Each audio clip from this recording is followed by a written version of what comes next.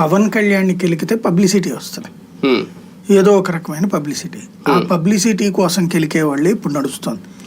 అంతకు మించి దీంట్లో రాజకీయ పెద్ద కుట్రలేమీ లేవు. బేసిక్గా ప్రచారం పొందడం కోసం ఒక్కొక్కళ్ళు ఒక్కొక్క వ్యూహం పన్నుతుంటారు. అందులో పవన్ కళ్యాణ్ పేరు చెప్తే ఎయిదర్ పాజిటివ్ ఆర్ నెగిటివ్ ప్రచారం లభిస్తుంది. అందులో భాగంగా చేస్తున్నారు. ఇప్పుడు ఆ విజయ్ కుమార్ వేసినటువంటి పిటిషన్ ఏంటిది, ఆయన ఏది సినిమాలకు కొండలరావు అనే మాజీ రైల్వే ఉద్యోగికి అకస్మాత్తుగా ప్రజా ప్రయోజనాలు ఎందుకు గుర్తుకొచ్చినాయో, ఆయన అకస్మాత్తుగా హైకోర్టు దాకా వెళ్లి వేసుకోవాల్సిన అవసరం ఎందుకు వచ్చిందో ఆయన తరపున జడ శ్రవణ్ కుమార్ వాదించారు.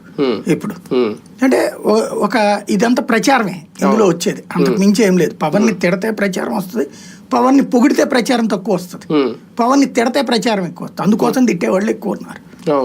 వాళ్ళు రైట్ చేసినటువంటి ఒక పాయింట్, ఇందులో టెక్నికాలిటీస్ నాకు తెలిసి ఇందాక నాకున్న సమాచారం ప్రకారం కొట్టేసింది హైకోర్టుకి దాన్ని. ఎందుకంటే ఎవరు చెప్పారు అసలు అన్నట్టు, వీళ్ళు రాజ్యాంగబద్ధంగా పదవి లేదంటే, ఇప్పుడు రాజ్యాంగబద్ధంగా లేకపోతే కనుక రాజ్యాంగాన్ని అడగాలి. ఇప్పుడు దాంట్లో రాజ్యాంగబద్ధంగా డిప్యూటీ సీఎం అనే పదవి ఉండదు, లేకపోతే కనుక ఇంకొకటి ఉండదు. కానీ అది ప్రభుత్వ నిర్ణయం ఏం పెట్టాలని, అంతే ప్రభుత్వ ఇష్టం. అలాగే ఒక ఆఫీస్ లో ఏ ఫోటో పెట్టాలి అది ప్రభుత్వ నిర్ణయం. ఇప్పుడు ముఖ్యమంత్రి